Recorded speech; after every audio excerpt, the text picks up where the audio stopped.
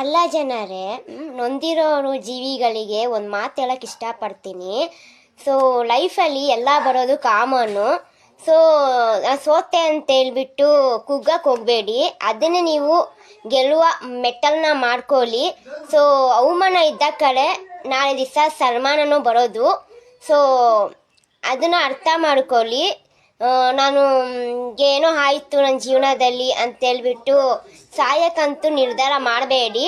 So ನಿಮ್ಮ ಲೈಫಲ್ಲಿ ನೀವು ಯಾವತ್ತಿದ್ರೂ ಗೆಲ್ಲಬೇಕು ಅಂತ ಒಂದು ಮನಸ್ಸಲ್ಲಿ ಛಲ ಇಟ್ಕೊಂಡು ಏನೇ ಕಷ್ಟ ಬಂದ್ರೂ ಮುಂದೋಗಿ ಅಂತ ಹೇಳಕ್ಕೆ ಇಷ್ಟಪಡ್ತೀನಿ. ಮತ್ತು ಲೈಫಲ್ಲಿ ಏನೇ ಬರಲಿ ಖುಷಿಯಾಗಿಂದ ಸ್ವೀಕರಣೆ ಮಾಡಿ, ಮತ್ತು ಲೈಫಲ್ಲಿ ಸ್ಮೈಲ್ ಇರಲಿ, ಸ್ಮೈಲ್ ಯಾವತ್ತೂ ಫೇಸಲ್ಲಿ ಇರಲಿ ಅಂತ ಕೇಳ್ತಾ ಇದ್ದೀನಿ. ಸೊ ಜೀವನ ತುಂಬ ಕಷ್ಟ ಜನರೇ, ಜೀವನ ತುಂಬ ಕಷ್ಟ ಇದೆ. ಸೊ ನಾವು ಅಂದ್ಕೊಂಡಿರೋ ಥರ ಜೀವನ ಅಲ್ಲ.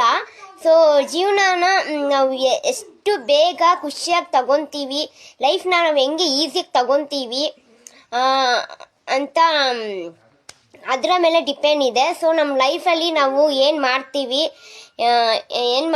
ನಾವು ಹೆಂಗಿರ್ತೀವಿ ಅದೇ ನಮ್ಮ ಲೈಫ್ ಆಗಿರುತ್ತೆ.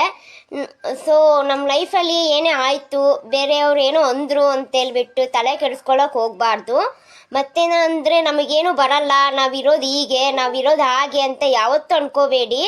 ಸೊ ನಿಮ್ಮ ದೇವ್ರು ಎಲ್ಲರಿಗೂ ಒಂದೊಂದು ಏನಾದರೂ ಒಂದು ಕೊಟ್ಟಿರ್ತಾರೆ, ಯಾರು ವ್ಯಕ್ತವಾಗಿ ಭೂಮಿಯಲ್ಲಿ ಹುಟ್ಟಿಸಲ್ಲ.